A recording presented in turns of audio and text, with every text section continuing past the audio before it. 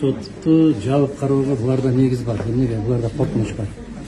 Эмне болгон коркунуч? Чындык сыртка чыгып кетет деген коркунуч бар. Жалган сыртка чыгып кетет, биздин шермендебиз чыгып калат деген коркунучтар аябай көп. Биз азыр соттун төрагасы деп отурган Момун Алиевке бир эмес 2 жолу ишеним көрсөтпөө чечимин чыгардык.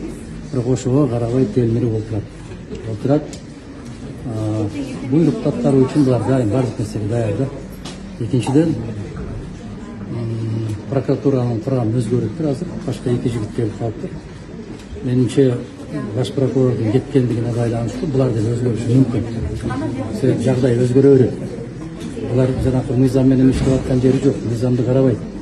Азыр жактоочу Долотов мырза 114-бирене боюнча, башка биремелер боюнча бардык далилдөөдөрдү алдына коюп берди, бирок безирейген бойдон өздөрүнүн жанагы билген, даярдап келген чечимдерин кабыл ала берет. Мисалы, мен сизге ишенбейм. Сиз туура эмес, 2 жолу туура эмес. Мыйзамсыз чечим кабыл алгансыз деп бирөө туруп алса, киши уялат да.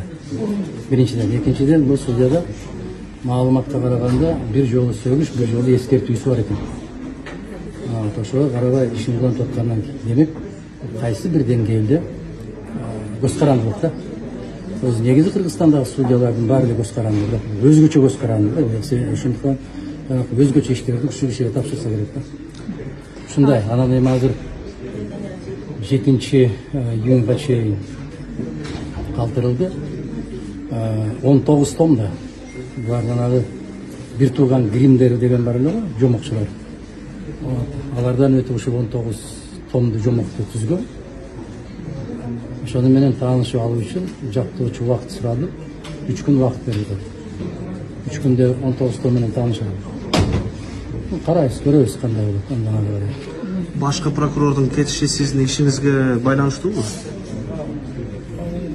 Байланыштуу, байланышсыз эмеспи, баары бир эртеби кечпи, баары кетет, кетпей турган иши жок. Баары бир кетет, кетиш керек. Менимче ушул 2,5 жылга жакын мезгилдин ичинде аталасын чыгарып бүттү да. Бардык иштер боюнча аталасын чыгарып бүттү. Бир эмес, бир кишиге 7 кылмыш иши козголгон, бирөө да аныкталган жок. Сотко чейин келген иштердин көпчүлүгү тастыкталбай келип атат, далилденбей келип атат. Саясий буйруктар көбөйүп кеткен, өтө эле көп болуп кеткен да. Менимче бийликке жакпай калгандан эмес, ошол айыпсыз айыпталып аткан шордуулардын бир каргышы катарында кабыл алып коюш керек. Бул кетүүлөрдүн башталышы, дагы кете турган нысандар көп, өтө көп. Себеби бул мыйзамсыз иштер өтө Кыргызстанда кайнап кетти. Бул башы, анан эми тергөө башталышы мүмкүн, эмиликтөө башталышы мүмкүн. Ар кандай деп бааласа болот.